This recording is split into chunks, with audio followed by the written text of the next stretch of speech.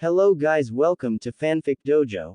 We are back with our new fanfic, which is What If Naruto Loves Haku and She Died in Front of Him Part 2. And if you enjoy this fanfic, then please press the like button and please subscribe to the channel. It motivates me to upload more fanfic like these for you all. Now let's start the fanfic. It was a festive scene at the entrance of the now completed bridge in the Wave Country.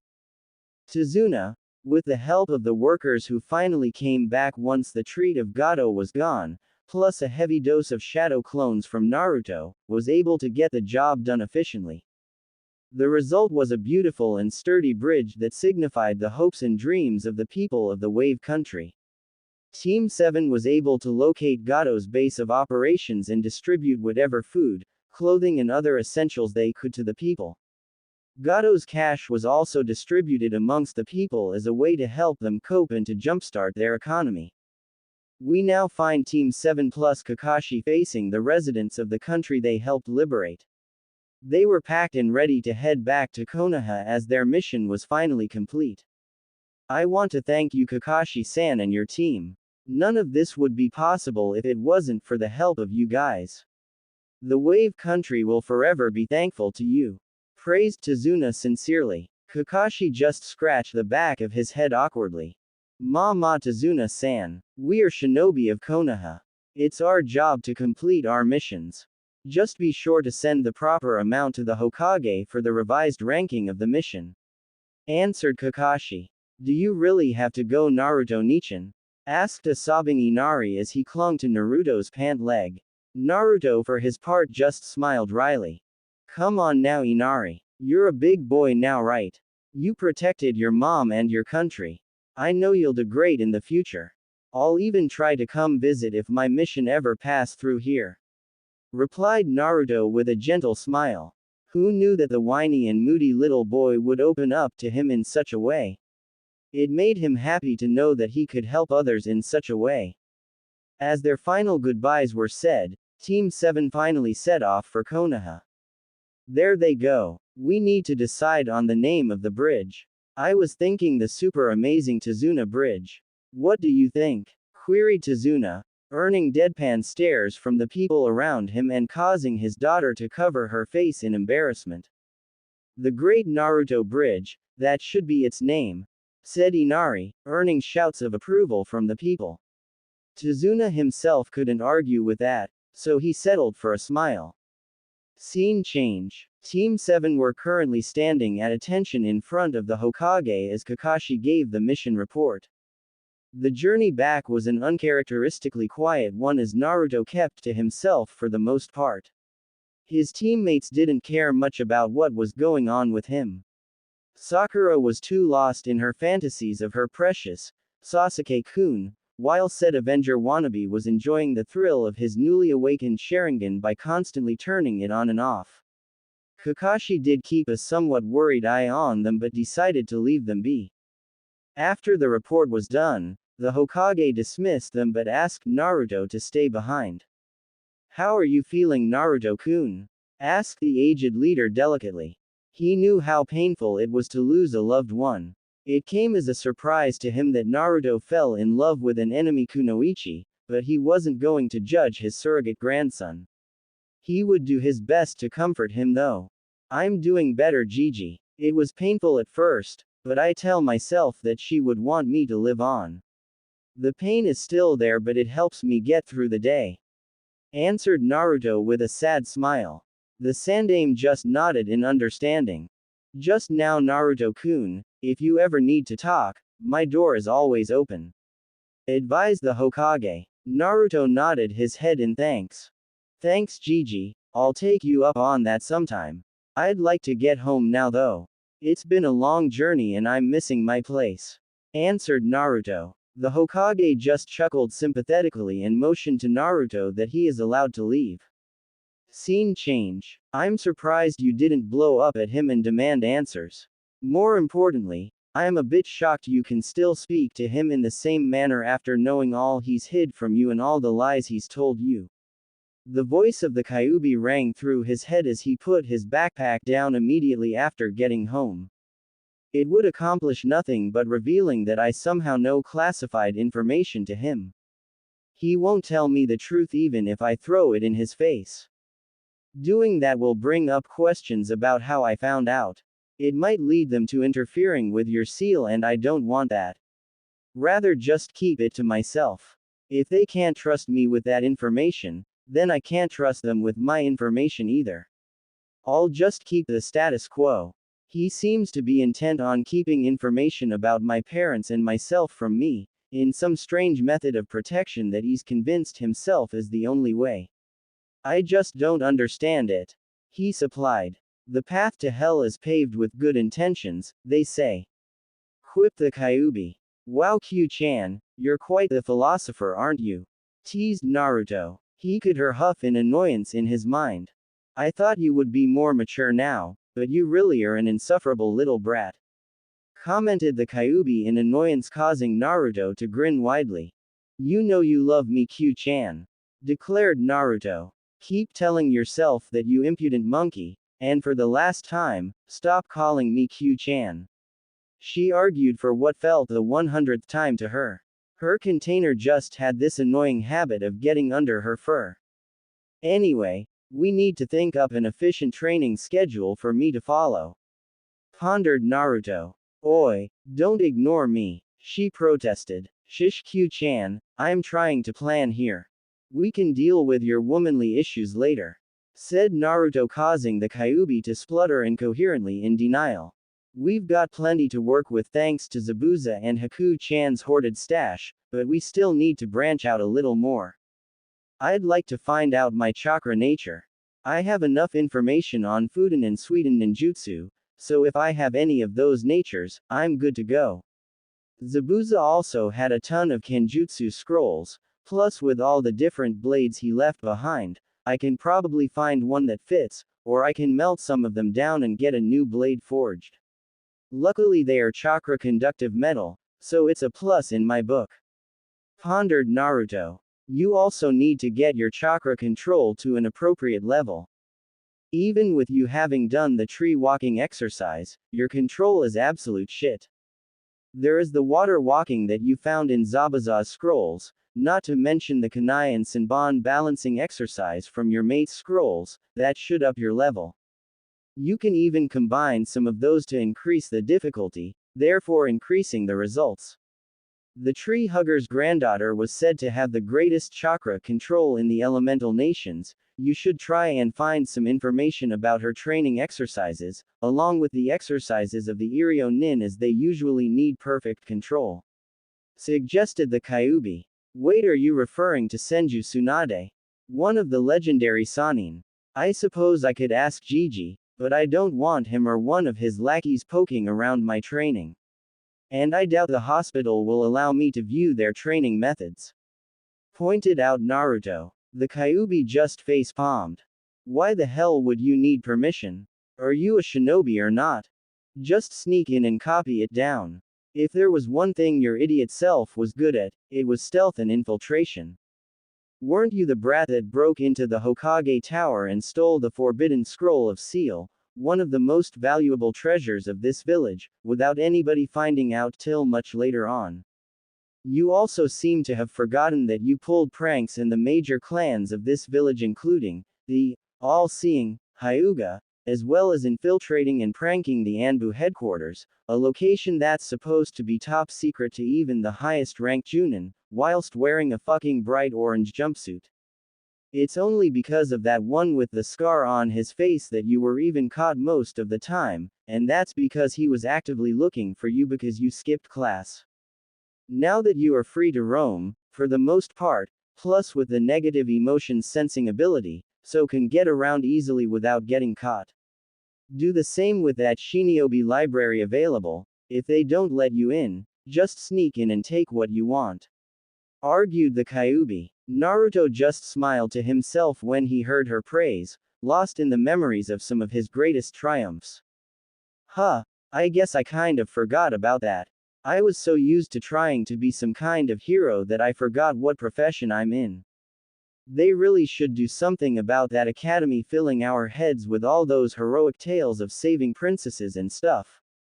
But now that you pointed it out, I can easily get in and out without getting caught.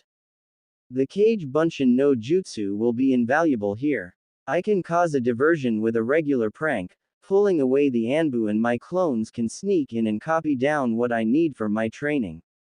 Damn, that's a good plan. Plus, thanks to the new clothes I got from Zabuza's stash, it will be even easier when I blend it wearing all black.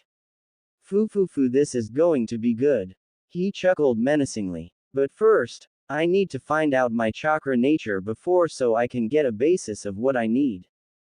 Do you remember those squares of paper you can cross in their things? If I remember correctly, humans call that chakra paper. If you channel chakra through it, you find out your nature depending on the reaction.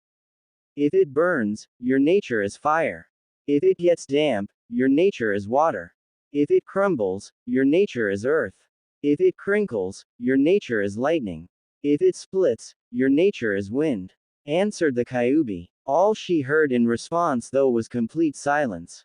Naruto was completely still as he processed her words. HMPH, you forgot that I was sealed into two of the most powerful kunoichi that this pathetic village has ever seen, regardless of how much I hate them. Plus they were both wives of the Hokage. I'm a treasure trove of information, my dear host.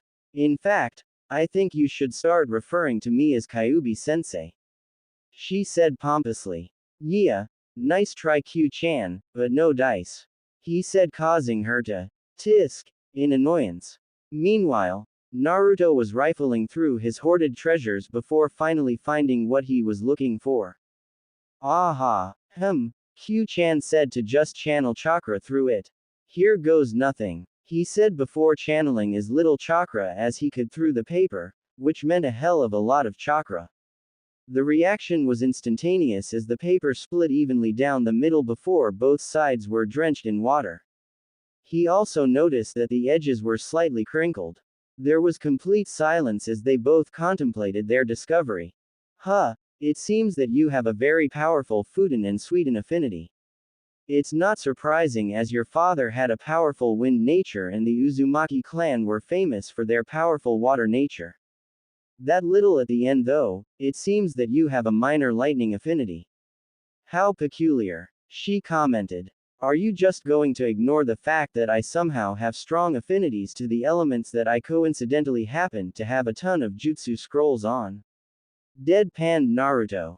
Meh, sometimes Lady Luck swings your way. When that happens, you have to pounce on her and fuck the shit out of her. Answered the Kyuubi nonchalantly. Naruto for his part did a spit take. While no stranger to such crass language, having lived in the red light district of Konoha for most of his life. But to hear the most powerful being in existence spout such obscenities, it really takes one by surprise. I've spent enough time with the nice Nei-chans at the brothel to roughly translate that to mean something like, when things go your way make the most of it. Right? Queried Naruto. Give the boy a prize. Now stop complaining. You have work to do. Put together a plan to allow us to pillage that shinobi library for what we need to whip you into shape. You should do that before hitting the hospital as you may find the advanced chakra control exercises we are looking for in there. If we don't, then you can ransack the hospital. Also, you should get a lot of blank scrolls as well as some sealing scrolls. People will notice if stuff is missing. With the use of your clones, we can copy down whatever we need then seal them away before getting the fuck out of there. Advised the Kyuubi, before she remembered something. Good idea Q-chan. That means I can hold off on the pranking diversion I was thinking up. Oh well, I'll keep it in the back pocket if I ever need it for a rainy day.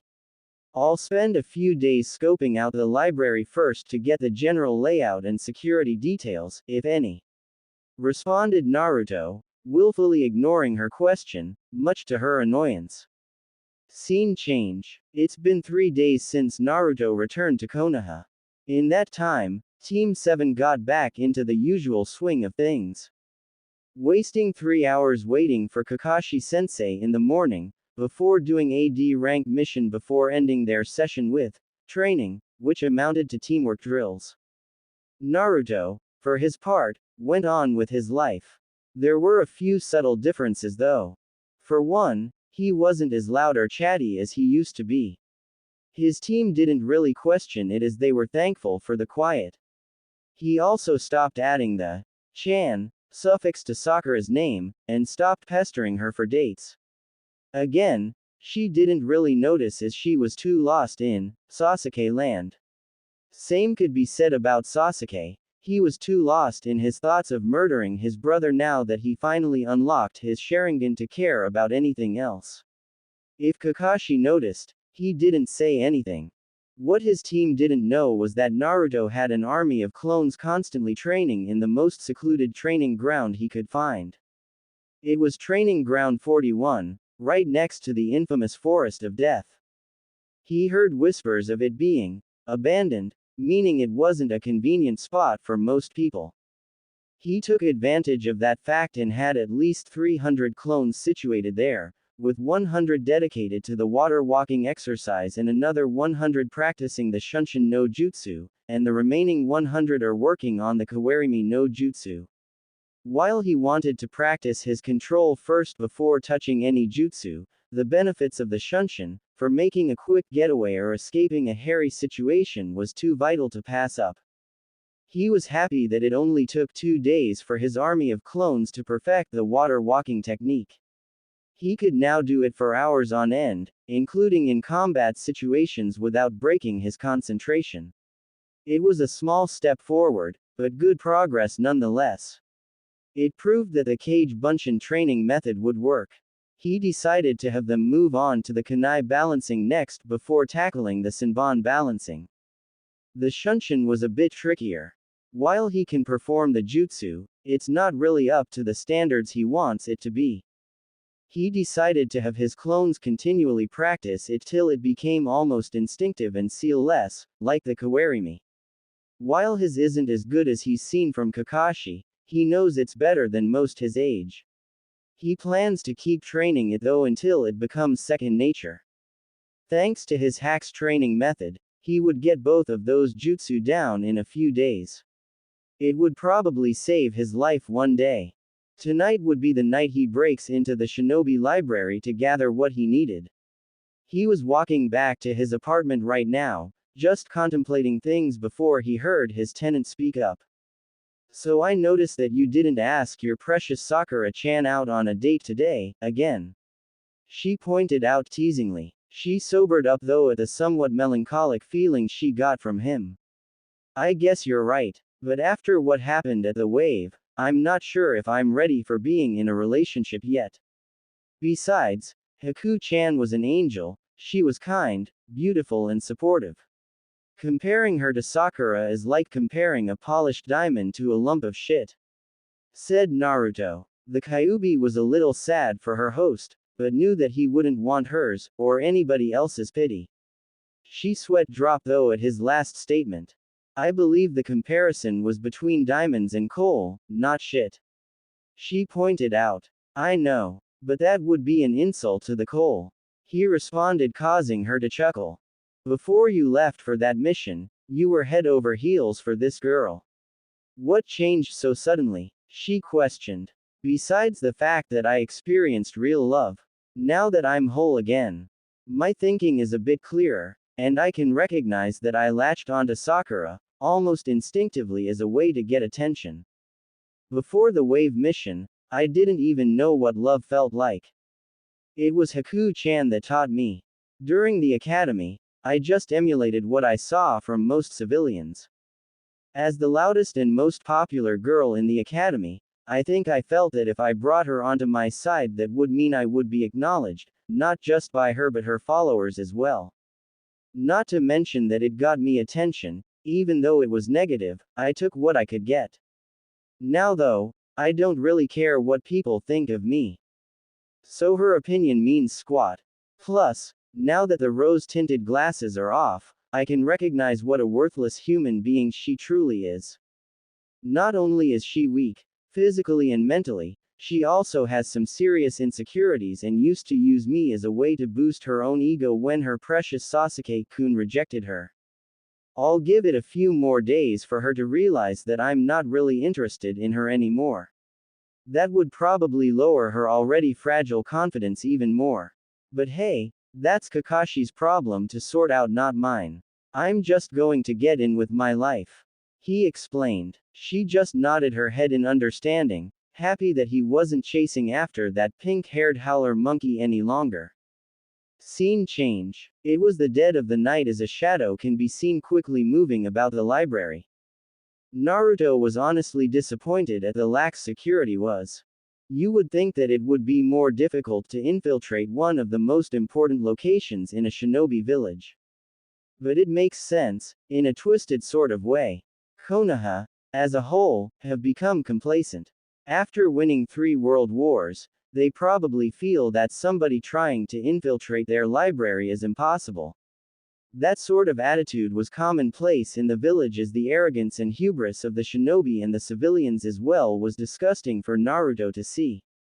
Thankfully though, it worked out well for him as he now had full access to the shinobi section of the library. He probably had a few hours to do what needed to be done. With that in mind, he created 30 shadow clones and sent them off to different areas to pick out and copy down what he needed. His main areas of interest were chakra control exercises, Fuden, Suiden and Raiden manipulation exercises, and maybe a few Raiden ninjutsu. He also wanted a good taijutsu style that was both swift and unpredictable. Math, history, anatomy, chemistry, politics and laws of Konoha were also something he believed he could benefit from. Luckily there were many duplicates of those books, so he could afford to steal them without anyone noticing. Genjutsu was also something he wanted to at least try. It wasn't really at the top of his list, but if he came across something, he would snatch it up. The big one though, was Fuinjutsu. After hearing about his clan as well as needing knowledge to help Q-chan regain her other half, it was an art that he wanted to master above all others.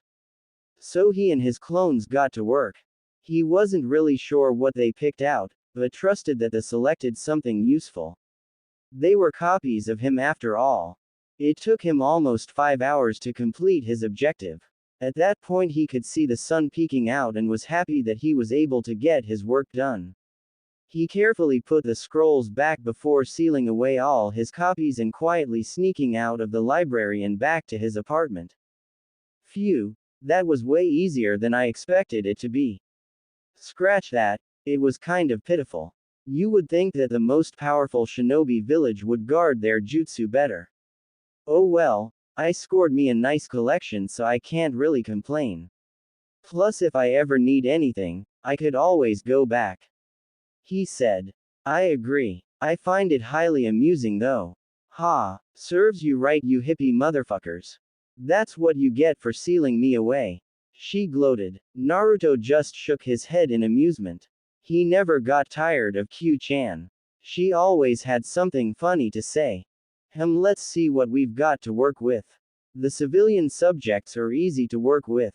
I'll dedicate a handful of clones a day for each subject. It shouldn't take more than a month to complete. He said. Focus more specifically on anatomy and the laws, those could help you in your shinobi career better than the others. I'm not say you should neglect other areas though, just pay special attention to those. Suggested Q-chan. You're probably right. Those civilian council assholes will probably just look for excuses to slap some infringement on us. Better read up properly. Chakra control, water gliding, haven't really tried that, sounds cool though. I already have info on most of these, balancing kunai and senbon on the tips of each finger. Ouch. Sounds painful. Thank the sage for shadow clones. Separating and organizing different colored powders on each hand using chakra. That sounds a bit tough. Nothing I can't do if I put my mind to it though. Said Naruto happily. Now that he has a lead, he can take things from there. Oh, here's the training methods for elemental jutsu. For wind, you have to cut a leaf in half with your chakra. Then you have to split a fucking waterfall. Who the hell comes up with this stuff?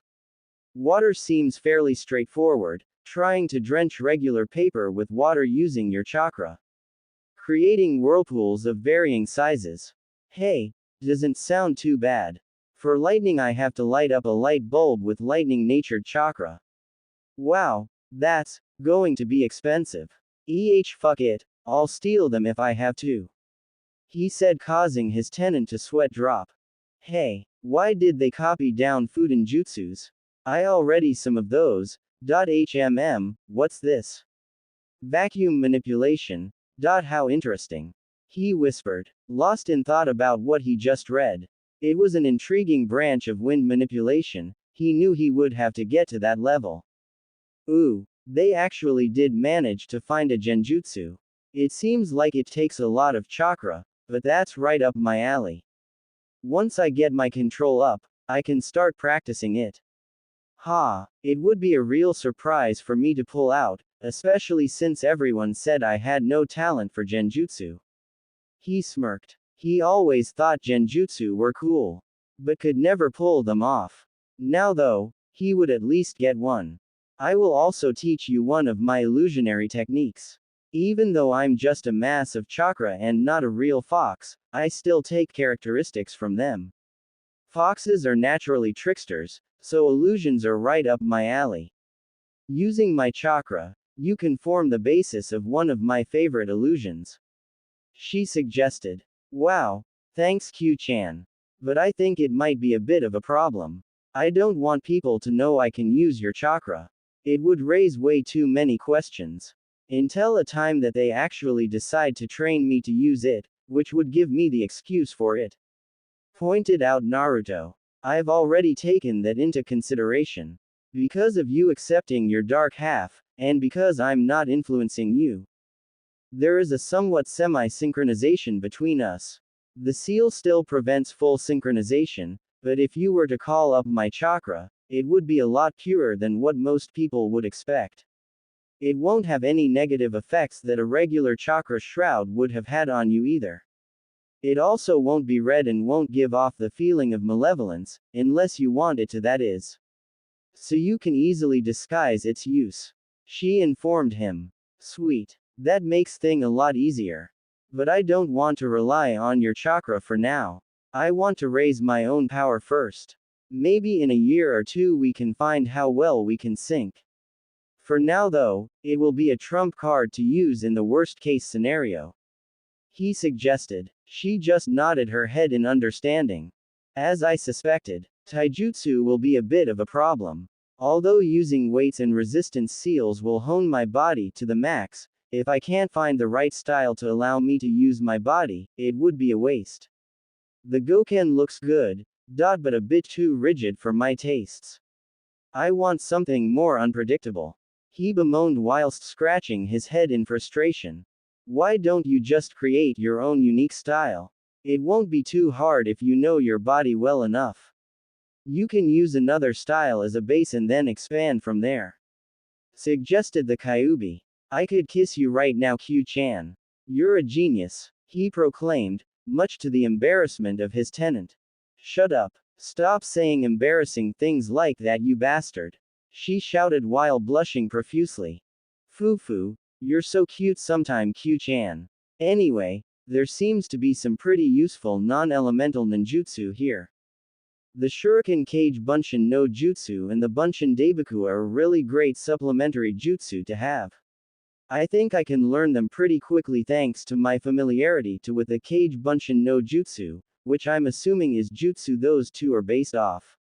For some reason, my clones also wrote down the hand seals for the Kuchio's no Jutsu. I don't have a contract with any summons, so it's a bit pointless.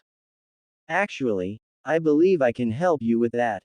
Just learn the hand seals and I'll tell you why a little later.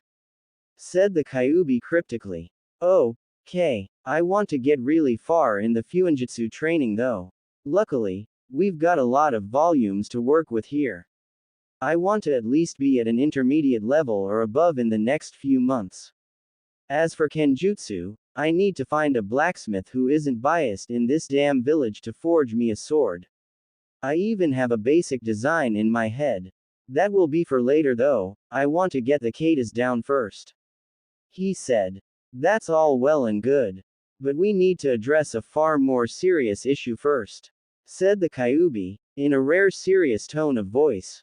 Naruto too got a serious look on his face at the tone of his friend. What is it? He questioned. I refuse to allow you to wear that hideous jumpsuit any longer, she declared, causing him to face plant. What the hell, Q-chan? I thought you had a serious issue to discuss. He protested. This is serious. As a woman, with a keen sense of style, your jumpsuit is an affront to all things good in this world. I will not allow my container to wear such ugly apparel any longer. You found quite a bit of clothes in that hideout, I'm sure we can put together something that looks good, she said. Naruto looked at his jumpsuit lying on his bed and sweat dropped. Maybe Q-chan has a point, he thought. He unsealed the clothes he picked up from Zabuza's hideout. There was quite a bit, and he realized that some of them weren't even his size. He probably just scavenged it from whoever he killed. He picked out a few pieces of clothing and asked his tenant's opinion. What do you think, Q-chan? He questioned. Not bad. It provides a lot of freedom of movement, plus it can blend in if needed. Not to mention, I think traditional clothes would look better on you. It would also be a bit more stylish if you left one side to hang loose. If you add a nice sash around your waist, it would complete the look. The snowflakes at the bottom are also a nice tribute to your mate. It also helps that there are a few pairs of this outfit. Don't start wearing it before you're far enough in Fuinjutsu though. You can add durability, self-repair and self-cleaning seals to it to ensure it never takes lasting damage, she advised. Thanks, Q-chan. I'm kind of excited to wear it now. It looks cool. You think maybe I should grow my hair out? He inquired. I think that could work. Maybe somewhere at shoulder length.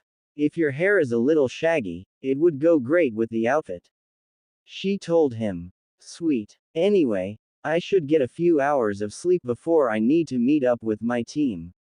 I'll send a few hundred clones to get my training started, from then on it's straight to the top, he said with a yawn, before letting himself hit his bed with a fall, drifting off to sleep pretty quickly. The Kyuubi just shook her head exasperatedly, before drifting off to La La Land herself, dreaming about catching delicious rabbits. It's been a little over 5 months since the events of the Wave mission, and the dynamics of Team 7 have noticeably changed. While they would never be accused of being a team that shared strong bonds and camaraderie, they had something that kept them functioning, albeit barely. However, since the debacle at the Wave, Kakashi noticed that his team were on the fringes of capitulation. The relationship they once shared, as carried over from their days in the academy, was an unhealthy one. But it allowed them to get by as a team for the most part. The linchpin of it was Naruto. His burning desire to prove himself to be just as good, if not better, than Sasuke, and Sasuke always being one step ahead of him was the cornerstone of the team, pushing them both to be better, whilst also maintaining Sasuke's fragile ego.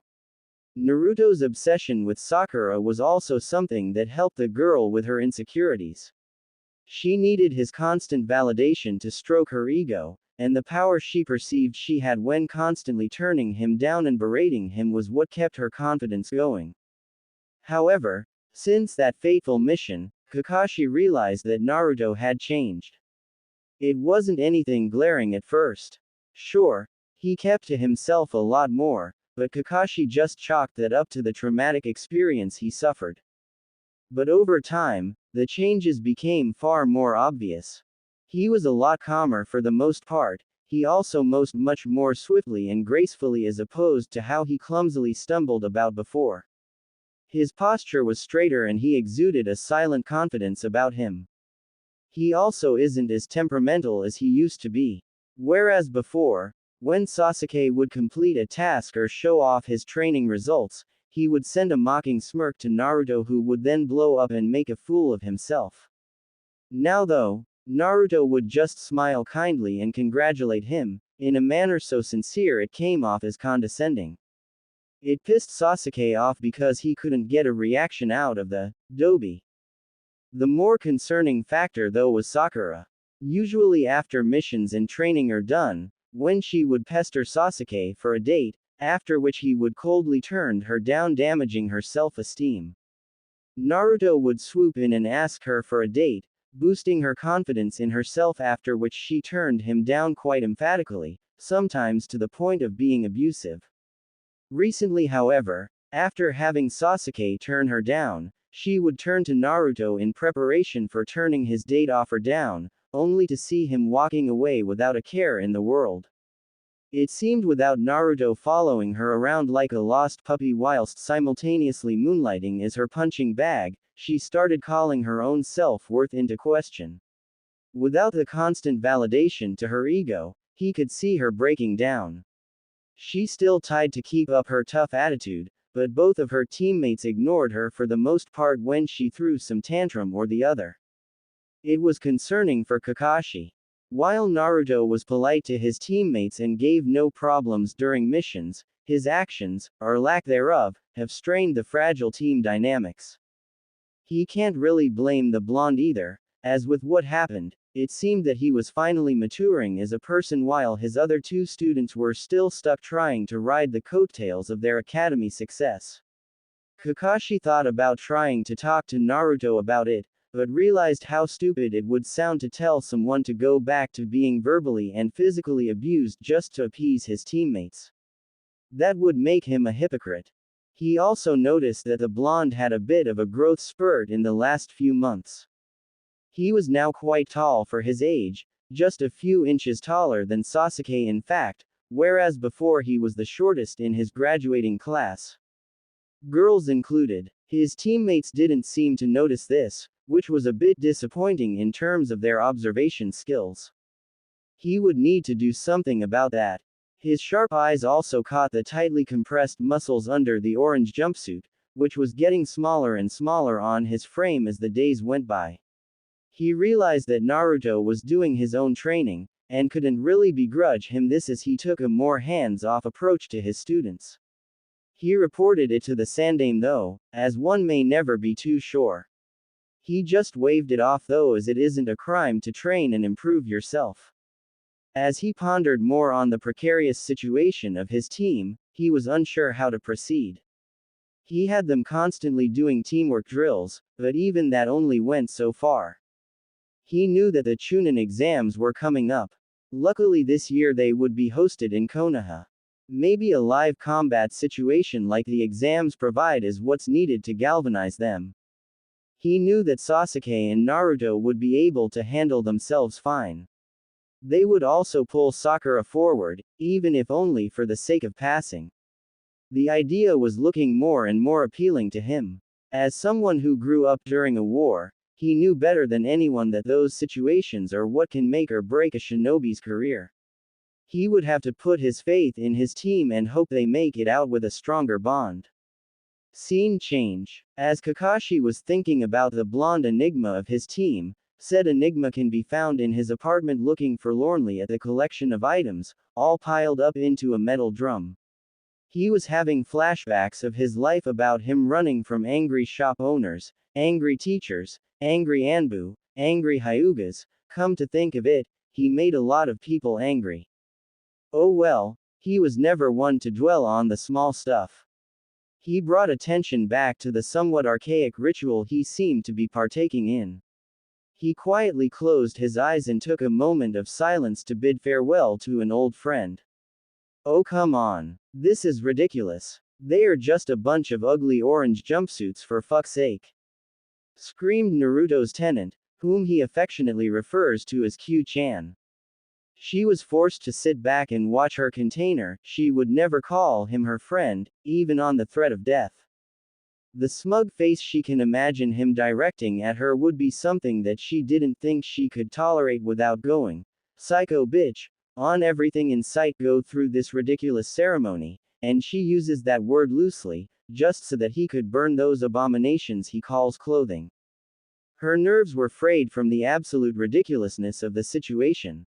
She was truly starting to wonder if her decision to contact him was the right one. The more time she spent with him, the more time she spent questioning her sanity. She had to wonder who the true demon between them was. Although she says that her days were never dull and Naruto spent whatever free time he had chatting with her. Sometime about nonsensical topics, but it didn't matter to her. The fact that he always took the time to talk to her, or include her in whatever harebrained plan he cooked up, made her happy. She appreciated the attention and company he provided her. He treated her like they were childhood friends who reunited after years and are now awkwardly dancing around each other until the time to air. Okay, so maybe the Kyuubi's imagination was getting the best of her. But hey, she was a girl too. She would never tell Naruto that she enjoyed his company though, she had her pride after all. Blasphemy. How dare you? This is a delicate moment. One in which I part with an old and faithful friend. One that has kept me warm on cold days. One that helped me grind my stealth and infiltration skills to ridiculous levels. It was thanks to the glorious color orange that I have made it thus far. Its beauty and sheer awesomeness has helped me through the painful days. I don't expect an unwashed heathen such as yourself to understand. Sneered Naruto. Then again, on days like this it made her wonder why she put up with this idiot and his antics. I wish circumstances were different. However, as a man, I know that farewells always have to come. I have no more tears. I was already prepared for this. Even though I say this, I can't seem to stop the tears from flowing. You were my closest companion. You have brought me this far and I will forever be grateful. I know that you will watch over me wherever you end up. Goodbye, my old friend. He finished with comical tears and snot running down his face as he set the jumpsuits on fire. The seals he drew on the ceiling earlier activates and fake snow rained down on him, creating a somber atmosphere. The Kyuubi just looked on with a deadpan stare at the sheer ridiculousness at what she was seeing. She wondered whether or not this was some sort of cruel punishment for all her wrongdoings. She only had to wonder if any of her brothers or sisters were stuck with a complete nutjob like she was. Somewhere in Kumogakure, the Hachibi sneezed violently. Asterisk. Are you done being a fucking moron? We have better things to do than continue your little pity party. Said the Kyuubi, irritably. You're such an insensitive bitch sometimes, Q-chan. Why can't you just let me have a few moments to grieve? Is it that time of the month for you? Is that why you're acting up? He pondered. How dare you? You wordless little fuck. Get in this cage right now. I'll rip you limb from limb before setting you on fire, then pissing on you to put it out before taking the mother of all dumps on you and watch you suffocate on it.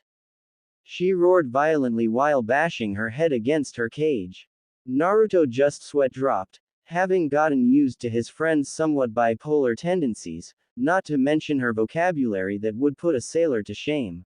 It's a bit sad that he's become so accustomed to her death threats that he barely blinks anymore. He knows he should probably stop annoying her, but he has way too much fun doing it. Her reactions are always hilarious and he loves the new and interesting threats she comes up with. To Naruto, it's their special way of bonding. You know, if you're trying to convince me you aren't PMSing, it's not working. You're really messed up, you know that, Q-chan. Like, needing serious psychological help immediately, messed up. But don't worry, Q-chan, I still love you. Even though you're a complete nutjob. I wonder if the other Jinchurikis have a hard time as I do with a mentally unstable tenant. Said Naruto as he pondered on his fellow Jinchurikis. The Kyuubi silently seethed in her cage. She had murder, genocide, death, destruction, apocalypse and all other kinds of calamities on her mind as she tried to blow up her host's brain with her mind. Unfortunately for her, it didn't work. It pissed her off that he had the nerve to question her sanity, when he was the one performing some ceremony just to burn some clothes. The fact that he mirrored her thoughts a few moments ago only served to piss her off even more. But she took a calming breath. In and out, in and out. After counting backwards from 1000, because 10 wasn't enough for her, She was finally relatively calm again. She knew he did it to annoy her on purpose, but it was hard for her to control herself from performing a reflex action. She promised herself that she would get him back one of these days. It would be painful and humiliating. She could picture it now. Her glorious moment when he grovels at her feet, humbled by her genius, vowing never to tease her again. She started chuckling darkly to herself at the imaginary, causing Naruto to sweat drop. If you're done plotting my imaginary demise, let's move on from this little skit, said Naruto, catching her attention. She noticed that the drum with the burning jumpsuits were nowhere to be seen, and his apartment looked as clean as a whistle, with no soot or fake snow. Wah, she stuttered. Foo, I cleaned up while you were lost in your little fantasy, Q-chan. He answered as he went to his wardrobe and took out one of the many pairs of his new outfit that he picked out with Q-chan all those months ago. After just over 5 months of hardcore training, he was delighted with the progress he made. It was quite noticeable to him. His chakra was smooth and controlled, for the most part at least. While he would never be on the level of an Iryo Nin or Genjutsu specialists, he was quite happy with his above-average control. Those brutal chakra control exercises really were worth their weight in gold. His ninjutsu, as expected, was one of the areas that yielded the most results. He was always more inclined towards the art due to his large chakra reserves. He mastered all of the elemental manipulation exercises for his elements. He has a handful of jutsu for both wind and water. He didn't want to learn too many, instead focusing on techniques that would prove more useful and versatile. He practiced them to the point of cutting down the hand seals needed for them, even going so far as being able to use a few of them with one-handed seals like his beloved Haku-chan could. He has more jutsu scroll that he can learn from, but for now he wants to perfect his current arsenal before moving on to those. He only has 2 jutsu for lightning, including one that he accidentally created, but that's a story for another time. He was able to learn the high-level genjutsu he snatched from the library, and he realized how invaluable it would be, especially against dojutsu users. The technique that Q-chan taught him still needs a bit of work, but it's ready to be used in battle if he needs to. His kenjutsu was something progressed in relatively nicely. While he is no blade master, he knows more than enough to handle low to mid-level opponents, especially when he coats his blade in Fuden chakra. If up against a high-level kenjutsu practitioner, he doubts he has much of a chance. He needs to find a real instructor though. There's only so much you can learn from scrolls.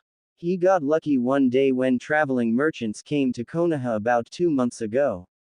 There was a reputable blacksmith amongst them, and with a nice cash payment Naruto was able to convince the man to melt down a few blades made from chakra-conductive metal that Naruto provided him to forge him a sword that he designed with the help of Q-chan. He was delighted with the finished product. He took Q-chan's advice concerning his taijutsu and designed his own style. It uses the Goken as its base but incorporates more flexibility and unpredictable movements in the style. It's not perfect by any means, but it's not far off either. He's quite proud of it. His training with weights helped quite a bit as well. His body is now built of solidly compressed muscles, perfect for speed and power. His greatest achievement though, and the one he is happiest about, is his progress in Fuinjutsu. Naruto was always good with his hands, evidenced by his skill in gardening. His dexterity was always something that he was proud of. What most people didn't know was that, as a result of his constant pranks involving painting and writing coupled with his dexterity, his calligraphy skills were surprisingly good. It didn't take much more work to get him up to exceptional levels with the help of his clones.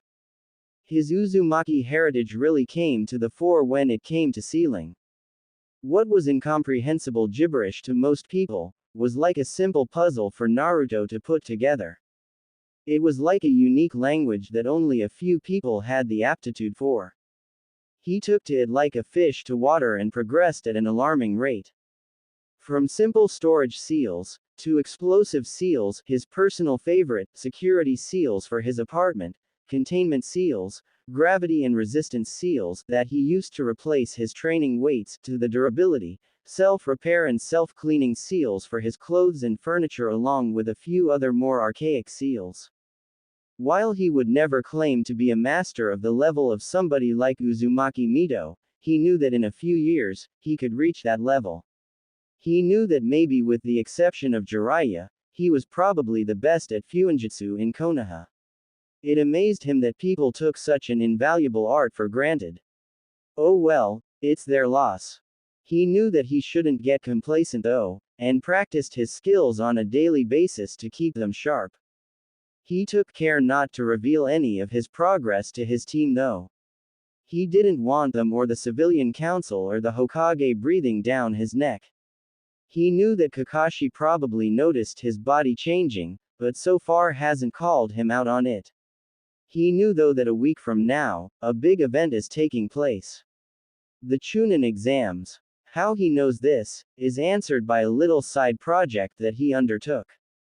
After the success of sneaking into the Konoha library, what should be one of the most secure locations in the village, he decided to take advantage of his godly stealth and infiltration skills as well as his unmatchable sensory ability, to create his own spy network.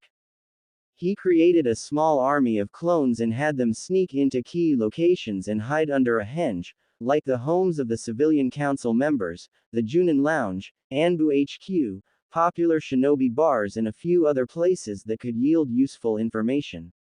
It may have been bordering on treason, but with as many people in this village that have it out for him, he wasn't going to take any chances.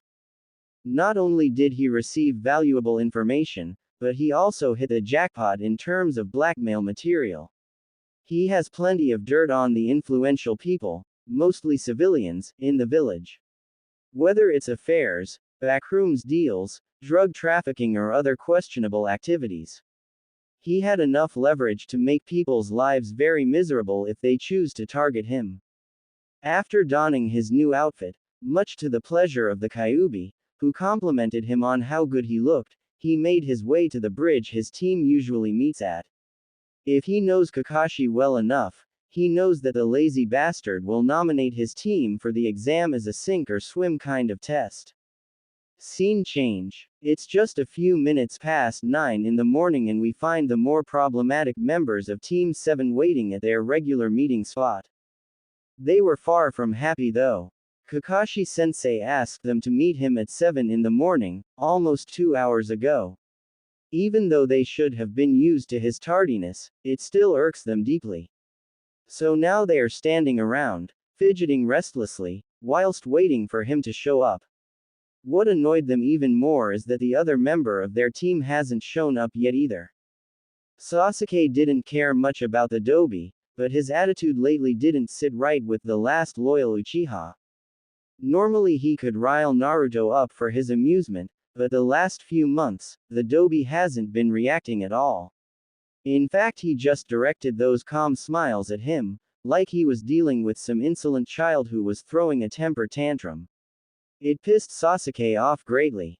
Those looks of pity mixed with condescension made him want to set the annoying blonde on fire. He vowed to put the idiot in his place one of these days. Sakura was at a loss. For years she had been trying to get that annoying blonde off her back. In her mind, he was an obstacle standing in the way of her and her true love, Sasuke-kun. So when he stopped pestering her for dates, she took it as a sign from above that things were finally going her way. And now that Naruto Baka was out of the picture, her Sasuke-kun will see how womanly she is and return her love. That didn't happen. In fact, nothing else changed. Sasuke-kun still coldly rejected her every day. However, out of habit, when she turned to Naruto Baka to reject his advances, she would see him casually walking away from her. At first it annoyed her that she didn't have a target to vent her frustrations on. But as the months went by, and the pattern carried on, she began to question herself. Constant rejections from her true love coupled with the dead last, Naruto, who has been chasing after her years like an eager puppy, losing interest in her made her question her worth. She now honestly missed the attention that he used to give her. His unrelenting pursuit of her made her feel special, and she honestly didn't know how to react to him completely losing interest in her. She also started to see a noticeable gap between her and her two teammates. Naruto and Sasuke-kun were frontline fighters, and she was honestly unsure what she brought to this team. She neglected her training for years, and now she's stuck. She started to wonder whether she made a mistake rejecting Naruto all those times. No, I can't think like that. Sasuke-kun is my one and only. He will definitely notice me soon. Naruto Baka will come crawling back to me any day now, thought Sakura. Clearly she was delusional. Good morning, team, greeted the placid voice of their wayward teammate.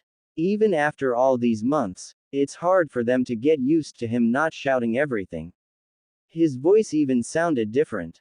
He was dressed in a totally different outfit. Most obvious was the absence of the glaring neon orange that usually blinded people when he walked by.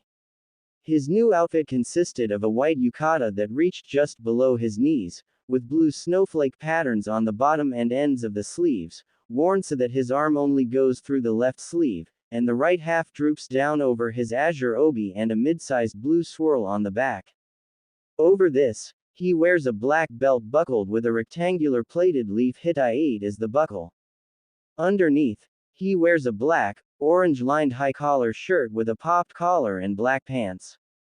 He also wears knee-high black boots, buckled at the top and above his foot, which appear to add about half an inch to his height. Think Sakata Jintoki's outfit minus the sword plus the few design changes I mentioned.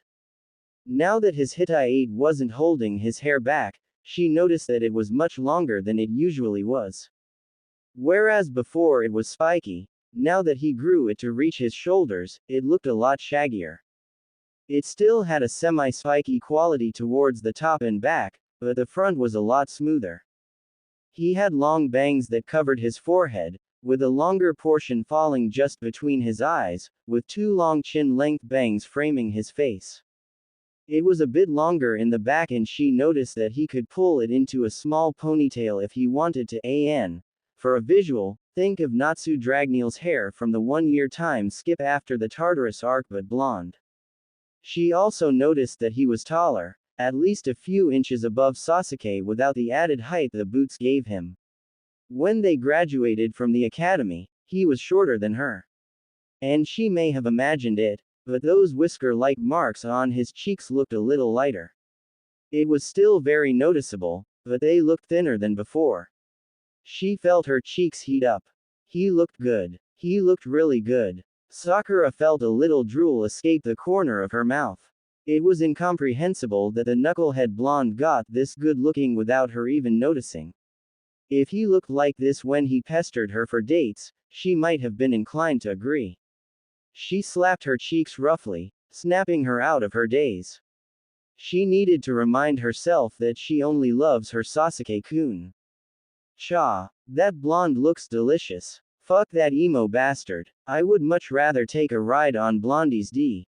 She quickly cut off the thoughts of inner before she could finish that sentence, blushing furiously.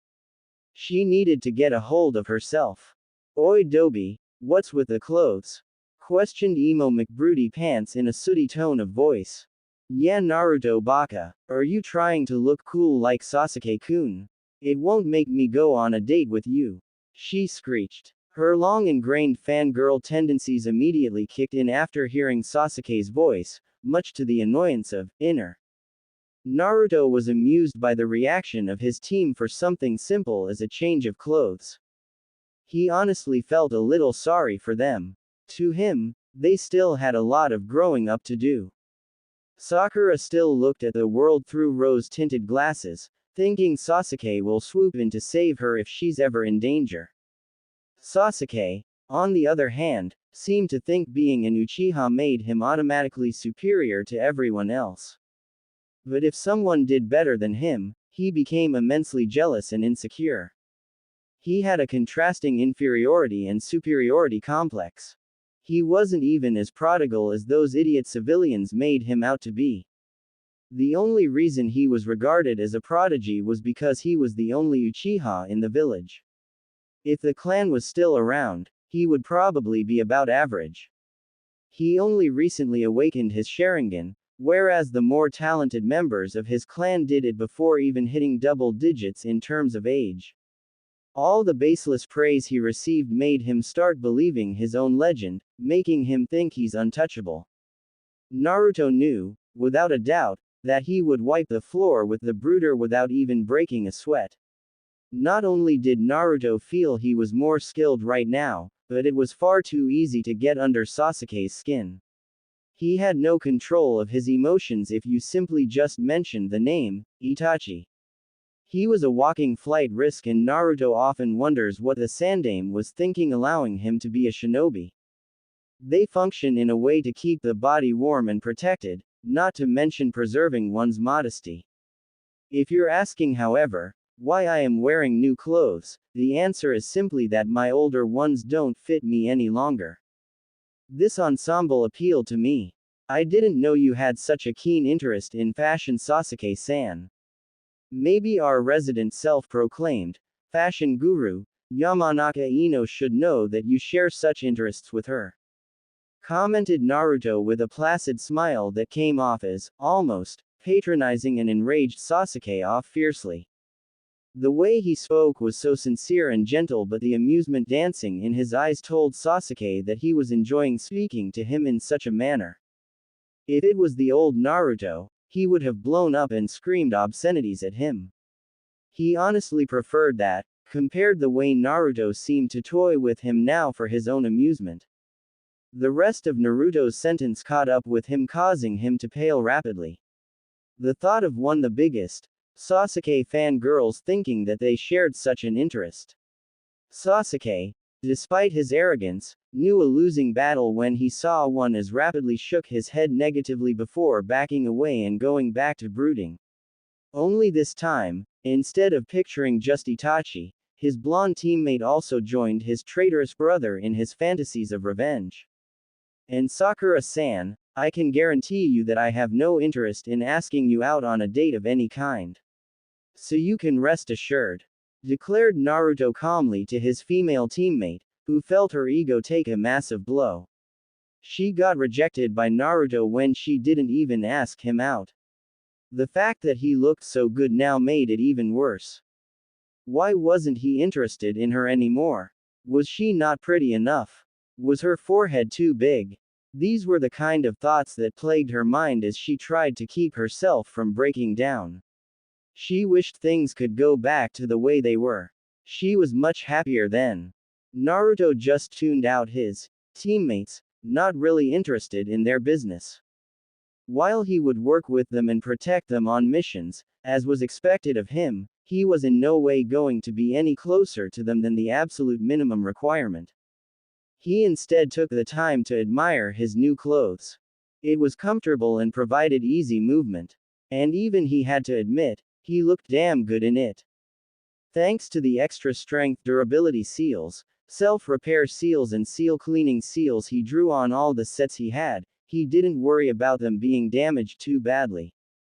Seals really were a godsend to him. It also made carrying around his equipment much simpler, as instead of having holsters strapped to his thigh, he had some intricately drawn modified storage seals on his forearms, allowing easy access to his shinobi gear. He was able to modify the seal in such a way that it sunk into his skin and wasn't visible, giving him a bit of an edge when drawing weapons with an element of surprise. He also had resistance seals on his body to continue his physical training, even when doing something simple as walking. He was on level 6, out of 10 levels.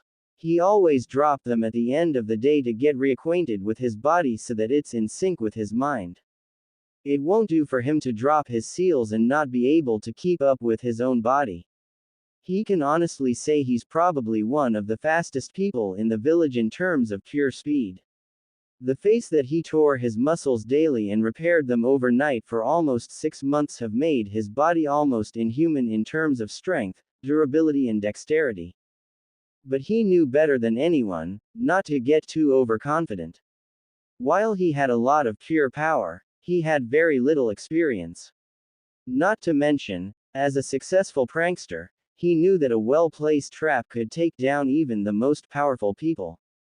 The proof is living within him after all. The Kyuubi made sure to remind him of that fact every day to prevent him from getting a big head from his training success. Something he was thankful for from his friend. His attention was drawn by the rapidly approaching Charka signature. He honed his senses to be able to detect such movements, along with his special ability. He doubted there was a better sensor in Konoha than him. Poof. His teammates' attention was immediately drawn to the newcomer. You didn't have to be a rocket science to guess who it was. Good morning, my cute little Genins, was the annoyingly condescending greeting from their Junin sensei, Kakashi. Both Sakura and Sasuke had tick marks on their forehead at his nonchalance despite being 3 hours late. Again, I got lost today, so. You're late, screeched Sakura, cutting him off. It was somewhat of a team tradition by this point. Didn't make it any less annoying to them though. Kakashi just giggled inwardly at the faces of his students. It was just so much fun to mess with them. Their reactions were priceless. Well team, we've got a day of missions today, so. He had to do a double take when he finally spotted Naruto. His mind was working a mile a minute, categorizing all the differences in his student in his new attire. It was almost like seeing Minato-sensei, but he notices that while the features were similar, Naruto had his own unique flair, much like his mother in that regard. He had to admit though, he looked good. It was a major improvement from his orange jumpsuit. Well Naruto, you're certainly looking different today. Nice digs, he commented, giving his student a thumbs up. Thank you for your kind words, Kakashi-sensei. It relieves me that you find my attire appropriate, replied Naruto with a tranquil smile. Kakashi just sweat dropped at that. That was another thing he noticed about Naruto in the past few months. He spoke in such a polite and calm way, that sometimes you couldn't be sure if he was being sarcastic or not. Even though Kakashi knew he probably was, given his prankster nature. He wondered if he did it on purpose, just to annoy people. No, that was probably exactly why he did it. He knew firsthand, seeing as how Sasuke blows a gasket every time Naruto compliments him in the same manner, and even though Sasuke isn't the most social person, even he can pick up the underlying sarcasm and condescension in Naruto's tone, regardless of how sincere he sounded. Kakashi cried anime tears in his mind at the thought of at least one of his students took after him in some way. Anyway, let's get some missions done today, he said as they made their way to the mission center. Scene change. After a long day of missions, we find Team 7 at their usual meeting spot. Kakashi was giving them their usual reviews when he noticed a messenger eagle. Knowing what it meant, seeing as though it was that time of the year, he dismissed his students and took off to the Hokage Tower. Naruto, who noticed the interaction, figured out what was happening and allowed himself a small smirk, knowing what was coming tomorrow. Sasuke-kun, would you like to get some lunch? Maybe we can work on strengthening our teamwork, questioned a bashful Sakura. Sasuke for his part didn't even bother looking back. HMPH, if you have time to do pointless things like, then you should go practice a jutsu or something. Honestly, your abilities are lower than Naruto's. Go find a way to make yourself not be useless, replied Sasuke coldly, causing Sakura's shoulders to droop sadly. His comments really cut into her already fragile self-esteem. She was already questioning her usefulness, and the comments of her crush just drove the nail in deeper. She reflexively turned around to reject Naruto's date offer, only to see him walking away. She almost forgot that he doesn't seem interested in her anymore. Her reactions to him were honed for years that she sometimes does it instinctively. It still hurt though to see him not bother to try and cheer her up, when he did it constantly before. Naruto for his part, was taking a casual stroll through the village, completely ignoring the glares sent his way, along with the few curious and lustful stares that made him shiver a little. He sweat dropped though, when he noticed the square rock that seemed to be tailing him. It was a horrible disguise, and he knew only one person who would use something like that. He turned around with a deadpan look in his eyes as he spoke to the rock. Konohamaru, what are you doing?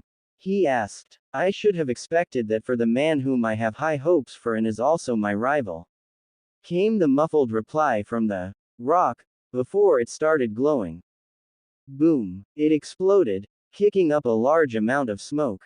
Coughing could be heard from the smoke cloud and Naruto could see the silhouette of 3 kids on the ground. Hey, you used too much gunpowder, said Konohamaru to his friend as they continued their coughing fit. Naruto noticed that all 3 kids wore the same type of goggles that he used to wear when he attended the academy. The kids noticed Naruto staring at them with a dull expression and froze. The 2 groups continued to stare at each other, not moving an inch. Suddenly the group of kids burst into action. The one who loves dividing numbers, Udon, followed the plain-looking boy with glasses and snot running down his nose, while doing an equally ridiculous pose. This village's #1 genius ninja, Konohamaru, shouted Konohamaru, following his friend by doing a bizarre-looking pose. The 3 of us make the Konohamaru Corps. All 3 of them said together, maintaining their poses. There was absolute silence for a few moments. Naruto could hear Q-chan laughing her ass off in his mind. He felt a drop of sweat rolling down the side of his face as he wasn't sure how to react in this situation. He wondered if this was what he was like when he was younger. That wasn't a pretty thought at all. He decided to just ignore the strange introduction. Hey Konohamaru, long time no see. I see you made some new friends too. Greeted Naruto in a friendly manner. Unlike his usual tone that he uses to annoy Sasuke with, this one was genuine. He really liked Konohamaru. He was a good kid who didn't care about the rumors surrounding Naruto. He was one of the few people in the village who treated Naruto as a regular person. Yeah, this is Moegi and Udon. We're at the academy together. Introduced Konohamaru. Well, it's nice to meet you both. Any friend of Konohamaru is a friend of mine. He spoke kindly, causing a happy smile to blossom on the faces of Konohamaru and Udon, whilst Moegi blushed cutely at how cool and handsome he looked. By the way, why are you all wearing those goggles? Hee, so you noticed. We are copying the old you, replied Konohamaru. Naruto had a soft smile on his face after hearing that reply. He really was happy. It was because of people like these 3 that he fought for this village. Ho, those goggles helped me a lot in my younger days. I'm sure they will serve you well. He said. Yeah, we haven't seen you around lately, boss. I like the new look by the way. It's really cool, said Konohamaru while giving a thumbs up. Udon just nodded in agreement and Moegi nodded shyly with a bashful expression. Haha, thanks for the compliment guys. Yeah, I had a bit of a growth spurt and needed new clothes, glad you think they look good. I was going for a different look. And sorry I haven't been around lately, it's been a bit hectic with missions and training. Tell what, I'm free right now, so what would you like to do? Replied Naruto kindly, causing all 3 of their faces to light up in joy. Let's play ninja, they shouted, causing Naruto to chuckle at their enthusiastic behavior. What kind of ninja plays ninja with a bunch of brats? How stupid, came the unwanted comment from a gloomy-looking Sakura as she sneered at the group. Naruto's expression sharpened for a moment, causing her to shiver, before it melted into his usual placid expression. Sakura was frozen for a moment. It was like being caught in the crosshairs of a predator, stalking their prey. She didn't want to feel that again. Era Sakura-san, I'm the kind of ninja that does that. They are my friends after all. Do you have a problem with that? He asked calmly, but Sakura was smart enough to pick up the underlying threat in his tone, causing her so shake her head negatively. He honestly scared the crap out of her just now. Hey boss, who is this girl? Is she your, you know? asked Konohamaru with a sly expression on his face while holding up his pinky finger.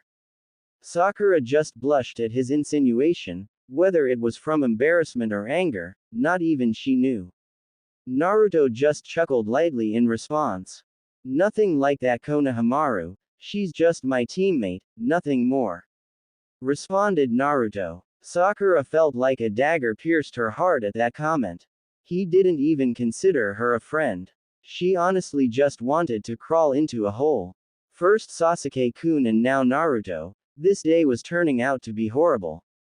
Hey, I'm not surprised. She's kind of ugly. I'm not even sure if she's a girl. She's flat-chested, not to mention her huge forehead. I think you can find a prettier girl. Commented Konohamaru bluntly, not knowing the danger that was lurking. Naruto just chuckled ruefully at the comment and at his tenant's howling laughter in his mind. Sakura felt the flames of feminine fury envelope her at the comments from the little brat. She had a lot of frustration built up from the day and a perfect target just made itself available. You might want to start running, Konohamaru, advised Naruto. Konohamaru looked at the direction Naruto was looking at and saw Sakura about to blow a gasket. His self-preservation instincts kicked in, causing him to take off in a sprint, with his friends following him. The object of his fear was hot on his heels as she chased him down. Naruto was amused by the whole exchange. He followed then at a languid pace. He would never let Sakura put her hands on Konohamaru, but he decided it would be a good lesson for his little friend in learning to keep his mouth shut. He wished he learned that early in his life. He was brought out of his musings by a loud crash from around the corner. He knew Konohamaru was involved as he had been following his chakra signature. It was the other 3 signatures in the area that caused him to pause though. They were pretty large, probably high Chunin level reserves. However, it was the hostility they were giving off that caught his attention. Any person in this village would recognize the Hokage's grandson, and unless they had a death wish, they would never try anything funny with him. This implied that they weren't from Konoha. Given the fact that the Chunin exams were in a week, he figured they were foreign shinobi. He wasn't too worried about the 2 that were near Konohamaru though, it was the one a bit further away that put him on edge. The bloodlust and pure intent to kill that were rolling off him was unnatural. Naruto decided he would keep an eye on that one. He carried on his languid pace though and decided to observe the scene, making sure to intervene if they tried anything with his young friend. That hurt you, little brat, commented what looked like, at least to Naruto, a gender-confused boy wearing a full-body black cat suit, with purple makeup on his face and a large bundle on his back. He noticed the pair of them were wearing Suna Hitayates. The girl next to him was dressed in a traditional battle kimono with a mesh undershirt and leggings. She had teal-colored eyes and dirty blonde hair that were done up in 4 spiky pigtails. She was also quite curvy for her age and had a considerable bust. She also had what looked like one of the trademark Suna battle fans on her back. All in all, Naruto found her to be quite attractive. He directed his focus back to the weirdo tough, when he picked up Konohamaru by the scruff of his neck. Stop messing around. You're going to get us into trouble, said the blonde female. I'm sorry, I was joking around, so, pleaded Sakura nervously. She was trying to figure out who they were. She noticed that they had a different Hittite than what Leaf Shinobi wear. The makeup-wearing weirdo just glanced at the girl, noticing her Hittite and deducing she was a genin of Konoha. But I want to play around before some noisy people come, he said with a smirk. The girl just rolled her eyes at him. Let go, struggled Konohamaru. You're very energetic, kid, he mocked, before looking at Sakura. Konoha's genin look pretty weak, she said before turning his attention back to Konohamaru. I hate short people anyway. And you're so impertinent for someone younger than me. It makes me want to break you. He finished with a cruel expression on his face. His companion just sighed. I'm not going to be responsible for what you do, she said with a bored look on her face. I don't like the way you're treating my little friend here. I'm going to have to ask you to put him down, please," said a voice from behind the two foreign shinobi, causing them to tense up as they didn't even feel him get behind them. They looked behind them to see Naruto in all his glory, lazily holding a kunai at the gender-confused boy's jugular, causing said boy to break out into a little sweat. The girl just had a blush on her face at how handsome her fellow blonde was. Konohamaru and just sighed in relief that their boss got them out of this jam, while Moegi was having a little fangirl moment. Even Sakura had to admit that Naruto looked really cool right now.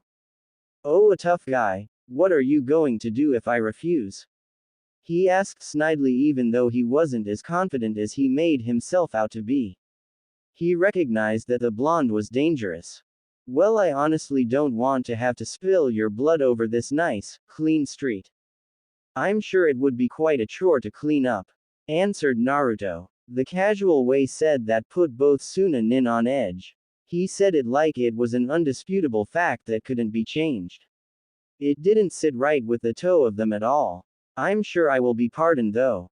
I can see the story now. Badass blonde rescues Hokage's grandson from bloodthirsty Suna transvestite. I'm sure you don't want that happening, right?" he commented airily. The blood drained from the boy's face when he realized that he almost harmed the Hokage's grandson. That would have gotten him executed on the spot. He released Konohamaru, who ran back to his friends. Naruto just nodded at his decision before putting his kunai away and casually walking past the two Sunanin, purposely showing his unguarded back as a way to imply that he didn't see them as a threat. The two understood what he did and it irked them how he disregarded them, but knew better than to make a scene after almost harming the grandson of the village leader. Naruto got down on one knee and dusted off Konohamaru's clothing before checking him over for any injuries. "You're not harmed, are you, Konohamaru?" he queried. Said boy just shook his head negatively. "I'm fine, boss. Thanks for saving me." Naruto just smiled gently and ruffled his hair playfully, causing the boy to beam up at him happily. The blonde Suna Nin just cooed at the cute scene. Not only was the guy strong and kind, but he was good with kids too. So far he seemed like the perfect package. After finishing his check on his friend, Naruto got up and faced the Suna Nin. He had a friendly expression on his face that spoke of no underlying motives, and that was something that unnerved them a bit. It's not often one sees foreign shinobi in the village. However, considering the Chunin exams that are coming up, it is understandable. "My name is Uzumaki Naruto, genin of Konoha. Would it be too much trouble to ask the names of our guests?" inquired Naruto politely. Sakura was just confused at the mention of the Chunin exams. "My name is Tamari, and this is my brother Kankuro," answered the blonde girl, now identified as Tamari. Kankuro just grunted in dissatisfaction. "Tamari. What a beautiful name for a beautiful desert flower." "The pleasure is mine," said Naruto as he kissed the back of her hand, causing said girl to blush prettily. Naruto didn't really have a romantic interest in the girl, and while he did admit that she was pretty and would grow up to be a real beauty, for the moment he would just try to remain friendly relations with her and her brother. You would never know when connections like this came in handy in the future. And while he could possibly pursue a relationship with her in the future, his heart still belongs to Haku-chan right now. Sakura didn't know why, but it irked her to see Naruto flirting with a, admittedly pretty blonde. It used to be her that he did those things with, albeit not as smoothly. It left her feeling a little hollow. Before anything else could be said, Naruto used his impressive reflexes and caught a stone inches away from Kankuro's face, just as it was about to impact it. It caused both Suna Nin to put their guards up. Naruto just looked in the direction the stone came from. "Sasuke-san, I understand the need for you to exert your dominance in whatever unique mating ritual you seem to be performing, but please don't assault a foreign ninja, especially one of our allies, at least not without consent. This is a somewhat litigious society after all." Even though he's dressed in a cat suit and is wearing makeup, I don't think he swings that way. Please be mindful of that in the future. Naruto kindly advised his teammate who was sitting up in a tree, bouncing a stone in his hand in an attempt to look cool. Kankuro's face paled at the implications and backed away from the vicinity of Sasuke as fast as possible, taking refuge behind his sister. He even ignored the shot about his war paint. He was much too concerned about his chastity at the moment. Tamari was a bit disappointed. Even though he seemed kind of cute, it seemed that he wasn't interested in girls. Oh well, the blonde was much more scrumptious in her opinion. While he maintained his outwardly polite demeanor, he was laughing his ass off at the constipated look on Sasuke's face.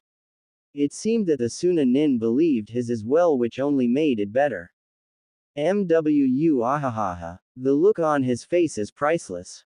This is why you're my favorite boya. Serves those stupid Uchihas right. The boisterous laugh of his tenant could be heard in Naruto's mind, causing him to chuckle at how giddy she was at his little prank. Messing with Sasuke became a favorite pastime of theirs. Sasuke was fuming at the nerve of the Dobi. How dare he imply that? He wanted to go down there and put him in his place, but he didn't want to make a scene. He knew it would only make Naruto's claims more believable if he did something like that. So he settled for trying to set the annoying blonde on fire with his glare. Aren't you going to introduce us to your new friend Sasuke-san? Questioned Naruto, who was looking to the right of a Sasuke, who followed his gaze to find a redhead Suna Nin standing upside down on the branch right next to him.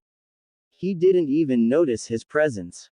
None of the present gathering did, with the exception of Naruto.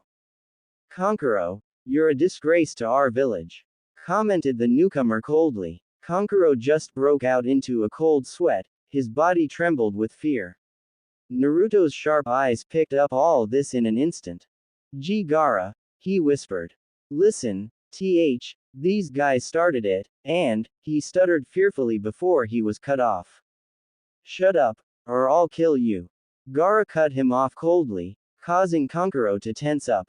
I got it. My mistake. I'm sorry, really sorry. Placated Kankuro. Naruto watched the exchange with interest. With his negative emotion sensing ability, he could almost taste the fear radiating of Tamari and Kankuro.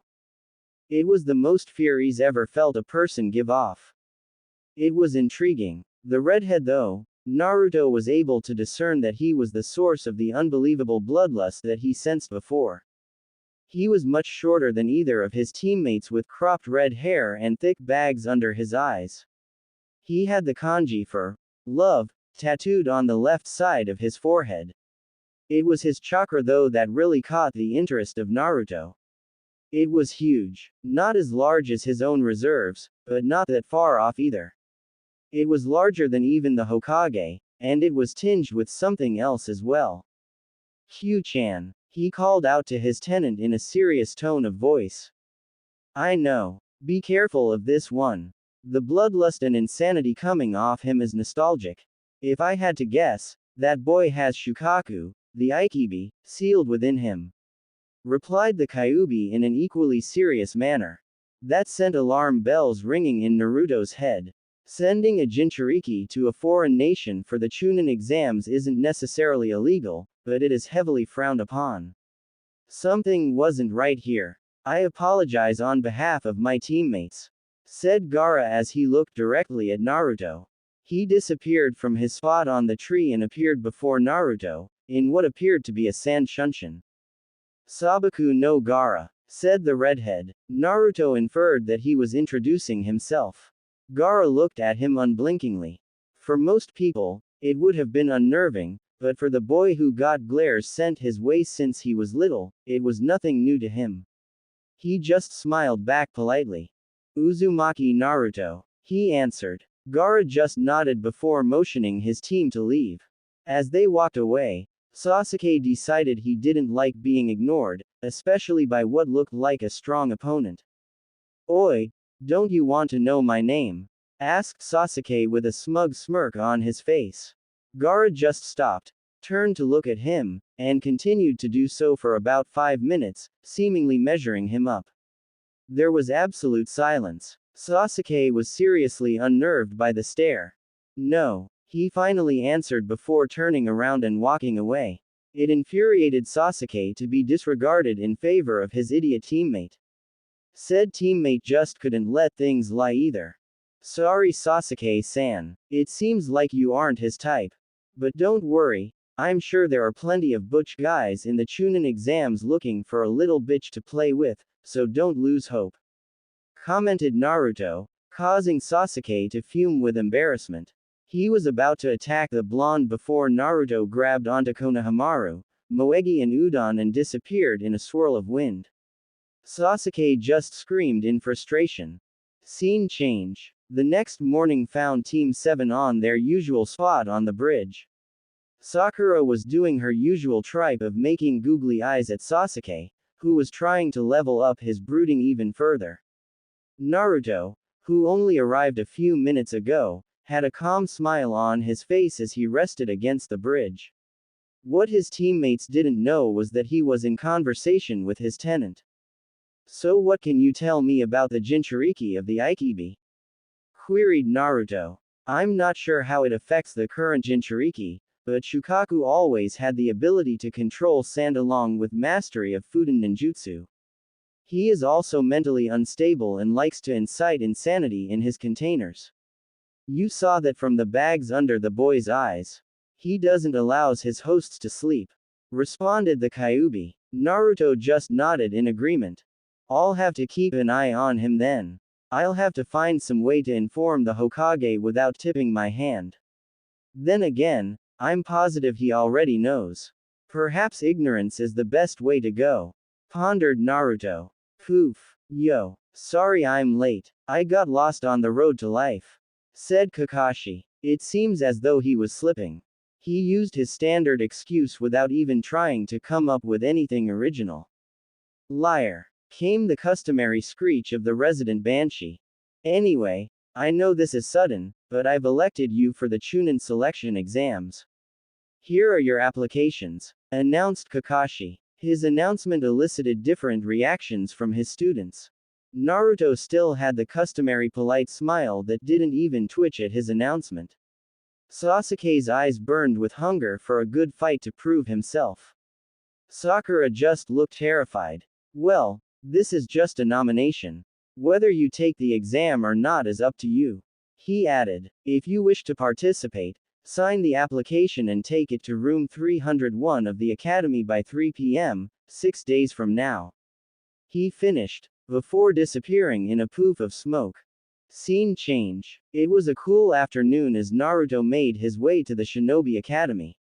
It was the day of the Chunin exams, and Naruto was ready to take it on. He stocked up on extra supplies in the morning from kunai, shuriken, senbon, ninja wires, food and a sleeping bag. Not to mention a plethora of self-made seals. He had it all sealed away into his clothes for easy access. He wasn't going to be taking any chances with this exam. He arrived at the academy to find a brooding Sasuke and a nervous-looking Sakura. They didn't say anything to each other and just walked into the building. As they climbed the stairs they heard a commotion at the room with the sign that read, 301. Naruto recognized the genjutsu right away as they had only climbed 2 flights of stairs. He knew Sasuke noticed it as well. They saw a boy wearing a green spandex suit with a monstrous set of eyebrows get pushed to the floor. His teammate, a pretty girl wearing a Chinese top with her hair tied into 2 buns, rushed to his aid. You plan to take the Chunin exam with that? Questioned guard number 1. You guys should quit now. Suggested guard number 2. You're just little kids. Commented guard number 1. Please let us through. Pleaded the girl with the bun hairstyle, only to receive a smack to the face from one of the guards. What did you say? Listen, we're being kind. The Chunin exams isn't easy. Said guard 1. Among those taking this exam, many end up quitting as shinobi. Others are unable to recover at all.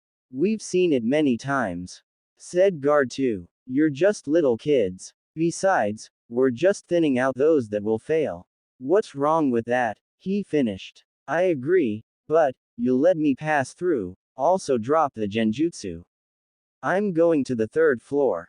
Sasuke said smugly as he walked up to the guard. The only sound that could be heard after that was the sound of Naruto's palm connecting with his face. What an idiot, he thought to himself. Hey, not bad, but all you did was see through it, said guard 1 before he burst into action. Sasuke saw the movement and moved to retaliate, only to be stopped by the green spandex-wearing boy, who moved so quickly that most people didn't even notice him, who intercepted them both, preventing the attacks from landing. Naruto just raised a solitary eyebrow in interest. While he looked ridiculous, Naruto could clearly see the well-defined muscles, not to mention his impressive speed. He marked him as one to look out for in the exam. Hey, what happened to the plan? You're the one who said we shouldn't draw attention to ourselves, asked the third member of the strange team. With long black hair and pupil-less white eyes, it was plain to see that he was a Hyuga. Well, answered the bushy-eyebrows one as he blushed and looked towards Sakura, causing his female teammate to groan in annoyance as she watched him walk to the pink-haired girl. My name is Rock Lee.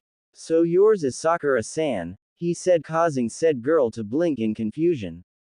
He just gave a blinding white smile and a cheesy thumbs up. Let's go out together. I'll protect you till I die, he declared. Sakura just looked almost physically ill. Naruto had to use all his control to suppress his laughter at the situation. It was fucking hilarious. No, way, she responded. Huh, Lee looked like someone kicked his puppy. You're lame, she told him, causing his head to drop. Hey, you, called out the Hyuga boy to Sasuke.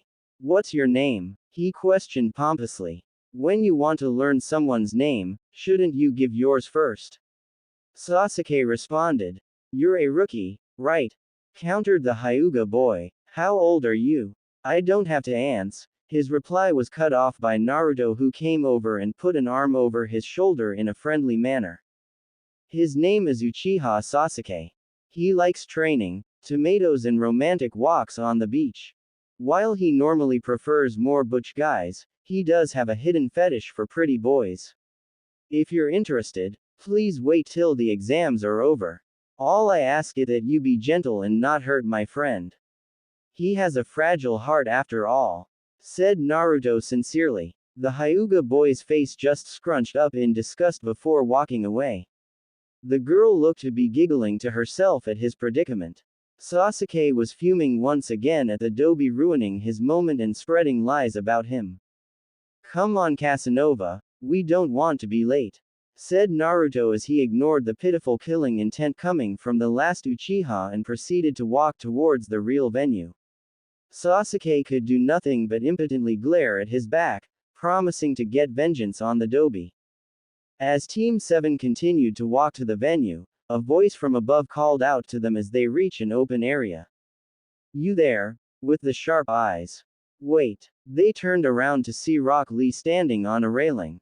What now? Asked Sasuke. Will you fight me right here, right now? Was Lee's response. Sasuke-san, we don't have time for this.